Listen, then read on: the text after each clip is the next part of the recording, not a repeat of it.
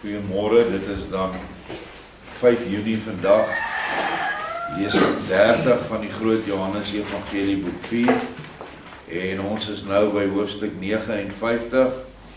Zorel is nou wakker gemaak, of hy word nou wakker gemaak, en die opskrif is Zorel se materialistiese geloof.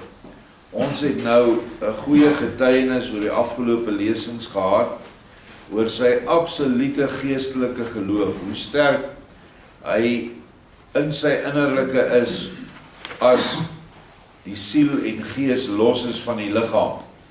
Maar nou kom hy weer terug in sy liggaam, en Joshua het gewaarsku, hy gaan weer net so dowwe man wees as wat hy was voor die tyd.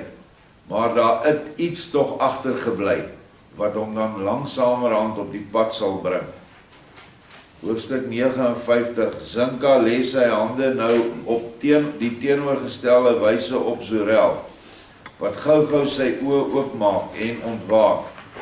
Toe Zorel heeltemal wakker is, wink ek die ou gasheer Markus om hom die wyn wat met water gemeng is te gee, omdat hy baie dors was. Markus doen dit dadelik en die baie dorstige Zorel ledig 'n behoorlike groot beker in een teeg, en vra vir nog 'n vol beker, omdat hy nog meer dors is. Markus vra my Joshua of hy dit wel mag doen, en ek gee toestemming met die opmerking om die tweede keer meer water as wyn te gee. En Markus doen dit, en dit doen Zorel goed. Nou dat hy homself egter so versterk het, kyk hy om hom heen en neem die omgewing om hom in, wat hy nog duidelik kon waarneem, hoewel die son al byna ondergegaan het. Na rukkie sê hy, terwyl hy sy oë strak op my Joshua gerig hou, Zinka, die man daar, kom my baie bekend voor. Ek moes hom al ergens gesien het. Wie is hy tog, en hoe heet hy? Hoe langer ek na hom kyk, des te meer raak ek daarvan oortuig, dat ek hom al ergens gesien het. Zinka, ek het jou nou baie simpatie vir jou. Vertel my daarom wie die man is. Nou ja, in sy magnetiese slaaptoestand het Joshua hom gelei, het hom nader gewink en saam met hom gestap, al die pad. Nou sê Zinka, die man is 'n timmermansseun uit Nasaret, wat bokant Kapernaum lê, maar nie uit die gehuggie met dieselfde naam, wat agter die gebergte lê, en grotendeels deur die smerige Grieke bewoon word nie. Hy beoefen die ampt van verlosser, en hy is buitengewoon bekwaam in sy kennis, want wie hy help is genees. Sy naam kom ooreen met sy karakter, daarom heet hy Joshua, wat beteken verlosser van sowel siele as siek ledemate. Nog groter is die krag van sy wil en hande, en bovendien is hy so goed en so wys soos 'n engel. Nou weet jy alles waaroor jy gevra het. As jy dalk nog vrae het, doen dit dan. Anders kan die hoë menere wel eers iets gaan doen, en dan sou daar vir ons min tyd oorbly om nog baie met mekaar te praat. Nou ja, hier is 'n verskriklike belangrike paragraaf, wat ons maar aan die oor kan hak. Die naam Joshua beteken in Aramees, ja, verlos.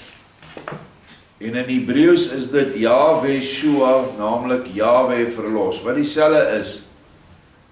Dit is dieselfde naam wat aan Moses geopenbaar is by die brandende bos. Ek is wat ek is. En toe vra Moses, wie moet ek sê het my gestuur? Toe sê hy, sê vir die volk, ek is het jou gestuur. Wat dan in ons Afrikaans, wat nou oorvertaal is uit die Hebreeus, daar sekere reëls wat nagekom moet word. Die klanke moet altyd ooreenstem met die klanke van 'n ander taal, wat 'n ander alfabet gebruik. So dit gaan nie hier oor die letters of die syfers of die wat nie, dit gaan oor die klank. En die klank is ja, J-A-H, nie I-A-H nie, want ons het nie 'n uitklank wat 'n J uitspraak is nie, ons het 'n J. wat 'n J-klank is, want 'n J in Hebreëus is 'n J. Jy kan net hoor aan die woord J, dit is 'n J-klank. Maar die klomp verdraaide en verdwaalde Engelse weet mos nie hoe om te skryf nie, en hulle het 'n J-klank, het hulle 'n Y gemaak, soos in you, yours. So, reg met hulle, kan hom skryf soos hulle wil, maar ons is boere, ons praat Afrikaans. En hier slaan hierdie stelling, al hierdie mense wat sê dat die naam Jesus is, slaan hulle onderste bo. Want hierdie woord wat hy sê, hy beoefen die ampt van verlosser. En hy is buitengewoon in sy kennis, bekwam in sy kennis. Want wie hy help is genees. Sy naam kom ooreen met sy karakter, daarom heet hy Yeshua, wat beteken verlosser van sowel siele as ledemate. Die woord Yeshua beteken ja verlos, of ja se verlosser.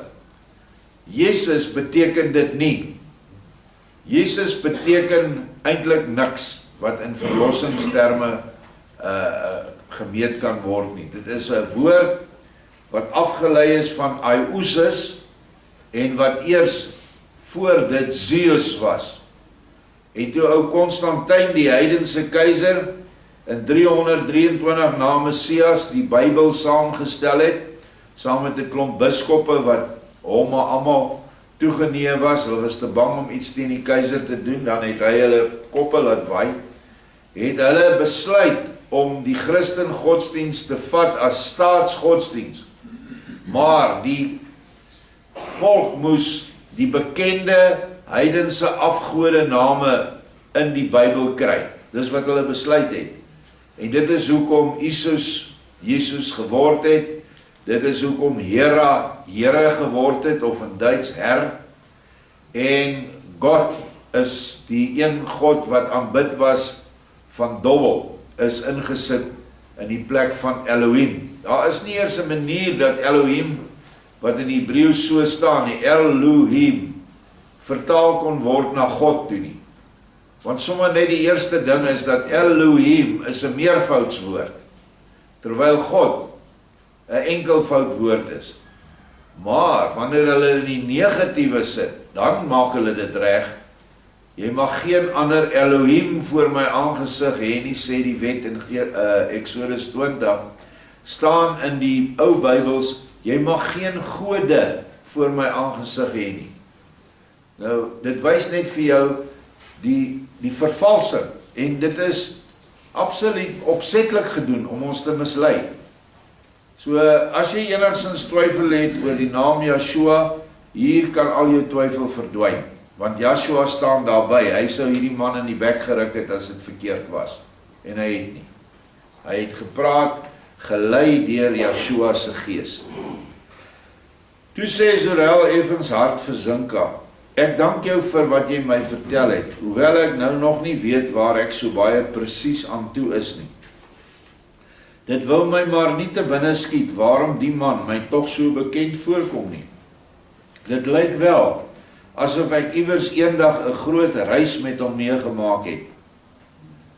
Ek het baie gereis, oor water en oor land, en het medereisigers gehad, maar ek kan my op geen enkele manier herinner, om ooit so 'n man te sien en te praat gekry het nie. Tog kom dit my, soos wat ek al reeds gesê het, heel bepaald voor, asof ek op 'n reis baie met hom te doen gehad het. Lê my eers uit hoe dit moontlik is. Ja, dit is soos wanneer jy en ek wakker word van 'n droom, en ons weet ons het iets gedoen, en dit is so naby om dit te kry, maar jy kan net nie alles onthou nie. En dan raak die droom weer weg. Nou sê Zinka vir hom, op die mees gewone manier in die wêreld, jy het 'n baie lewendige droom gehad, wat jy nou nog iets wat vaag onthou, en dit sal bepaal die rede wees van jou huidige gevoelens. Soos Zorel sê vir hom, jy kan gelyk hê, ek kry dikwels drome, waaraan ek my eers na 'n aantal dae herinner, wanneer ek deur 'n ooreenkomstige voorwerp in die buitewêreld in 'n sekere sin daaraan herinner word. Anders gaan alles verlore en dan herinner ek my nie aan 'n enkele droom nie. Ook al sou ek hoe lewendig gedroom het. Maar dit sal wel so wees, want in werklikheid het ek die Nasarener waarskynlik nog nooit gesien nie. Maar nou nog iets, beste vriend. Ek het hierheen gekom om van die verhewe stadhouer die bepaalde almoes te kry. Onthou sy huis het mos afgebrand en sy skapies en sy donkie. Dis waarvoor hy nou daar is. Wat dink jy, sal hy daarvoor oop wees?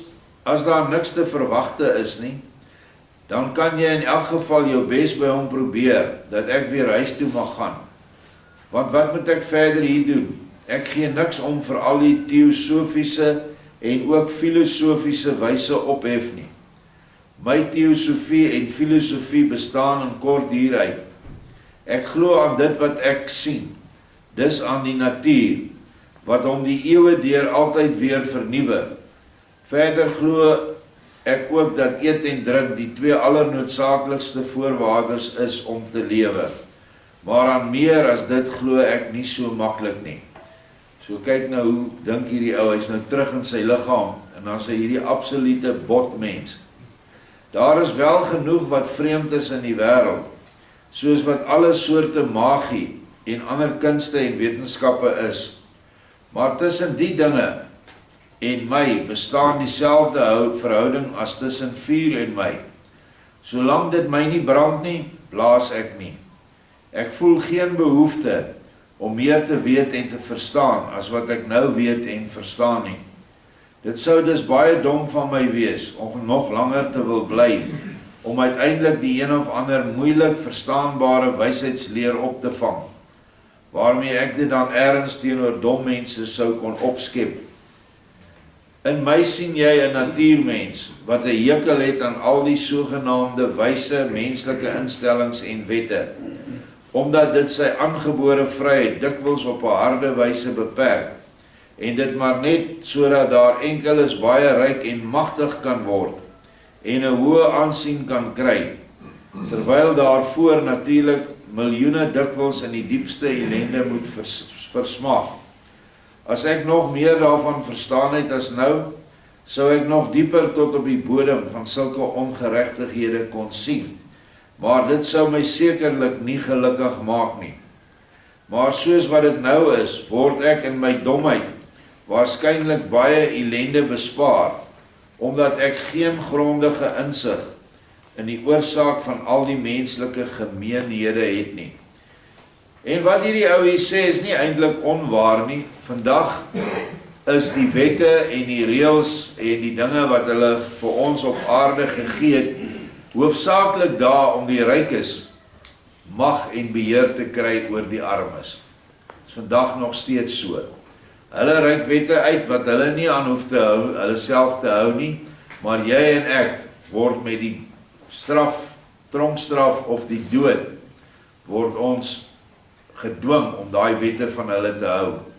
En daarom sê hierdie ou, glo ek maar net aan die natuur. Dit is nou sy wese.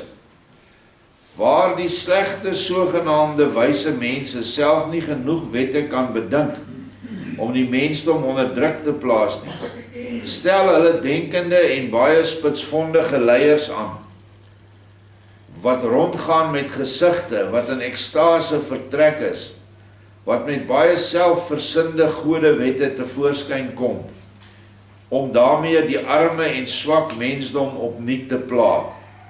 Daarby bedreig hulle die mense op die belaglikste manier met verskriklike ewige strawwe en beloof hulle hoë belonings, natuurlik eers na die liggaamlike dood, waar jy goed kan beloon, omdat die dooies niks meer nodig het nie.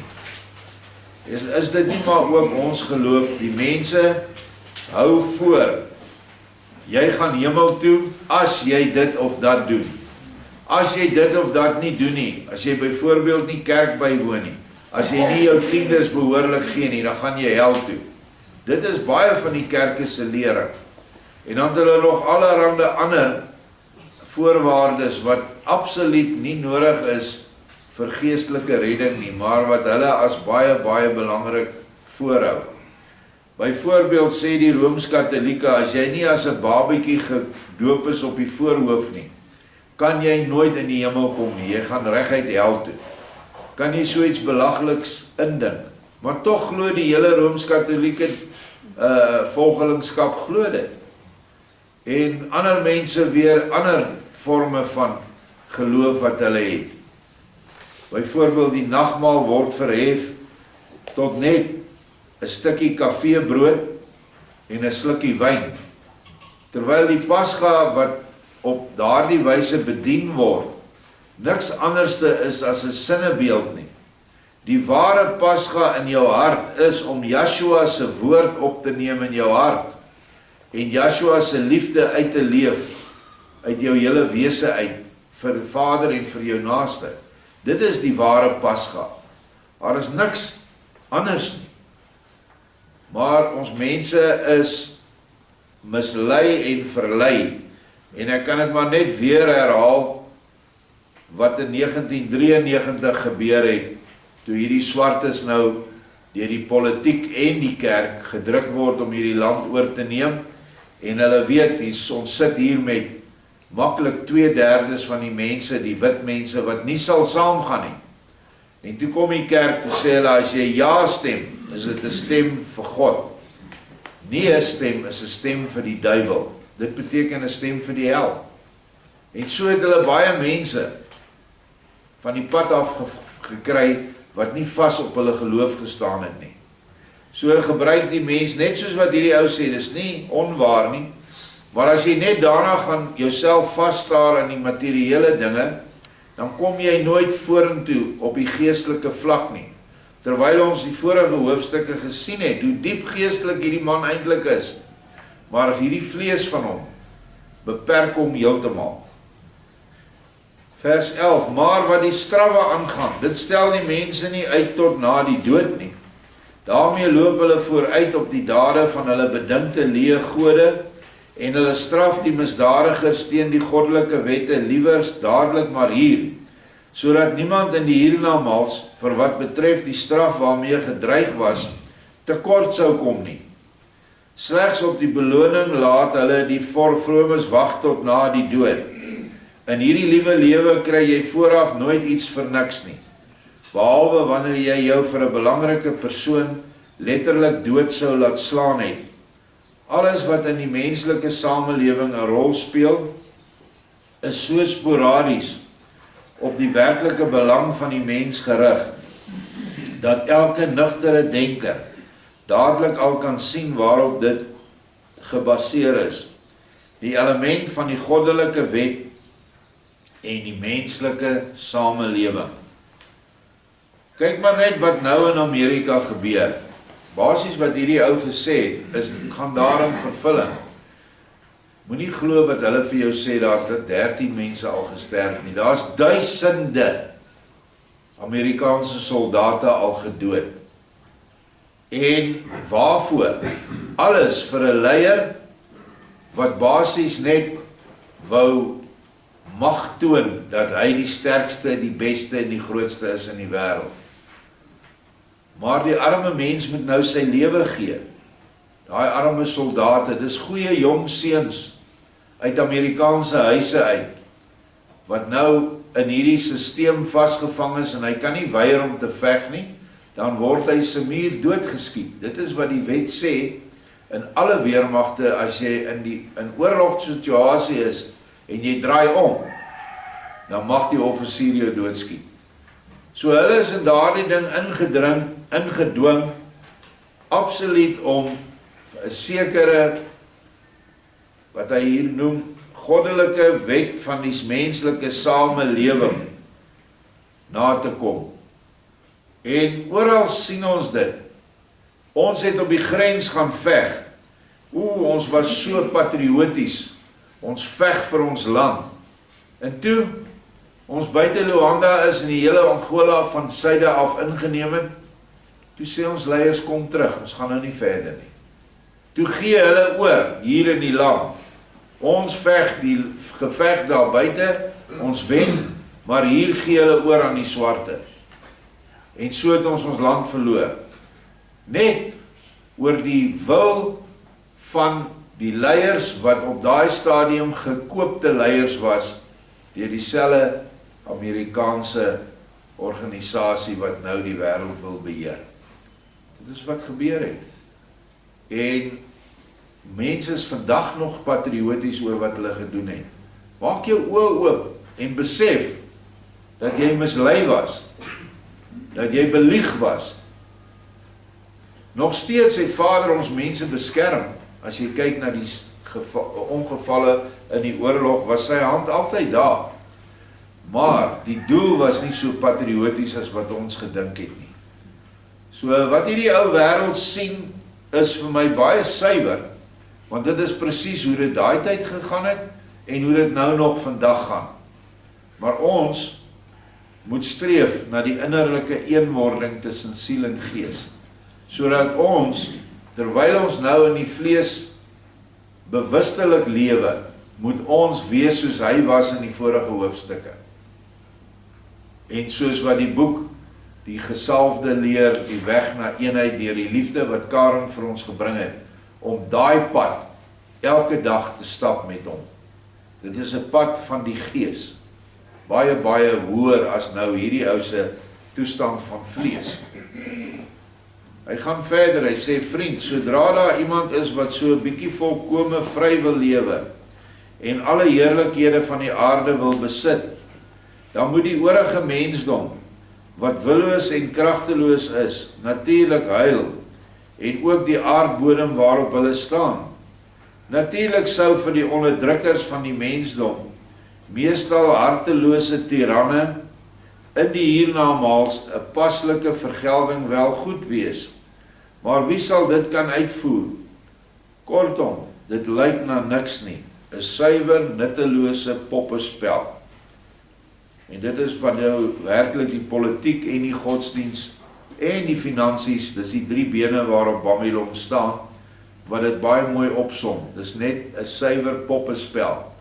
En die ou wat op die ou einde heel bo staan en hierdie poppespel beheer, die poppe en die ouens wat die touwtjies trek, dis Satan self. Dit is waarin ons nou vasgevang is. Wie die ander, die naaste aan hom diensbaar kan maak, doen reg en goed, want 'n dom mens is nie meer werd as 'n dom hond nie. Laat die sterker en slimmer hom maar doodslaan, sy goedere in besit neem en dit dan op elke moontlike manier om lewe en dood probeer beskerm teen aanvalle van buite af. As hy slaag, word hy weldra 'n groot en vry meester. Kan hy dit nie, geskied aan hom ook reg, omdat hy met iets begin het waarvan hy, as wyse man, lank genoeg vooruit moes gesien het, dat hy nie sou slaag nie. Kortom, vir die dommes is daar niks beter as vernietiging nie. As hulle nie meer daar is nie, het vir hulle alle wette, alle vervolginge en alle onmenslike strawwe vir ewig opgehou. Liewer nie bestaan nie, as elendig bestaan. 10.000 jaar van groot geluksaligheid weeg nie op teen 1 uur ware ellende nie. Nou, as jy kyk na die samestelling van die mensdom op aarde, is daar werklik net 5% van alle mense wat werklike denkers is. En van daai 5% is nog 'n baie kleiner persentasie mense wat werklike, gelowige, Vader volgende, Yeshua volgende mense is. Die res van die mense gee nie om nie. Hy leef maar net in die stroom. Vandag is dit so, môre is dit nou nie meer so nie. Vandag het ons eie land, môre is die swarte in beheer. Ek leef maar nog, ek kan nog, soos hierdie ou sê, die belangrikste 2 goeds eet en drink. Ek kan dit nog doen. So, ons sit met 'n probleem dat jy die wêreld nie gaan oortuig om jou saak te sien nie. Ons weet dit, want ons probeer elke dag, probeer ons hierdie evangelie uitdra aan ons mense. Hulle wil jou nie eers hoor nie. Hulle sê, maar ek het dit nie nodig nie, ek is heeltemal alright, alles gaan goed. Al kry ek swaar, maar dit gaan goed. So, dit gaan 'n moeilike taak wees om hierdie waarheid oor te dra, besef dit. Kyk, beste vriend Zinka, dit is so effens my eenvoudige geloofsbelydenis, waarteen op hierdie wêreld moeilik iets in te bring is. Dit is 'n waarheid wat die mense nou nêrens wil hoor nie. Almal weeg hulle bestaan af in louter leenagtige fantasieë en bevind hulle baie gelukkig daarin. Kan maar net hier byvoeg, dink maar aan die fantasieë van die kerk wat vandag aan die mense verkondig of verkoop word. Gaan so voort. Laat elkeen maar in die ryk van die leuen vroeg en in die mees fantastiese fantasieë troos soek, as die ellende hom met ysere hiel die nek begin te vermorsel. Ellendiges, verdoof julle met die opium van die leuen en slaap solank julle leef onder die soete druk van die waansin. Dan geskied aan iedereen reg, soos wat dit hom gelukkig maak.